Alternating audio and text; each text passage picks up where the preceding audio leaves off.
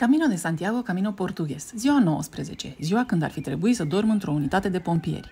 23 de kilometri, atât am de mers până în São João de Madeira, unde ar trebui să experimentez înoptatul pe o saltea într-o sală ce aparține pompierilor voluntari. Semnele dimineții nu îmi dau de bănuit cum că ziua nu ar decurge ca și restul de 18 de până acum. E adevărat că nici n-am plecat bine și mă depășește un croat, sportiv de performanță. Face portughezul într-o săptămână. Trece pe lângă mine ca trenurile de mare viteză pe lângă carele trase de boi. Ei, eu și casc ochii la toate florile, la toate casele, stau să ascult fiecare cocoș în parte. Ia ca și dovada, Benposta, primul sat unde uit de timp și de kilometri. Drumul care îl traversează zice-se că ar fi fost parte din drumul regal, de-a lungul căruia găseai prin secolul XVI cele mai importante orașe din țară. Mă plimb în voie, e abia 7:30 și sâmbătă pe deasupra. Ies din Benposta pe o alee. Inițial am crezut că sunt în curtea cuiva. Nu cred, sau poate...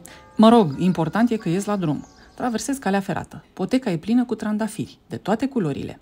În Oliveira se simte cel mai bine sâmbăta. Ajung direct într-un fel de târg, pe care îl traversez rapid. Poposesc în schimb câteva minute în biserică, să-mi trag sufletul. Nu știu cum Dumnezeului fac, dar fiecare etapă o termin în urcare. Și azi la fel, ultimii 6 kilometri urc, de ajung în São João de Madeira cu limba scoasă. Până la pompieri ar mai fi 3 kilometri de mers. Renunț. Împar camera cu muschetarul australian. Stăm la hotel în buricul târgului și mâncăm de la supermarket. Bugetul, ce să-i faci?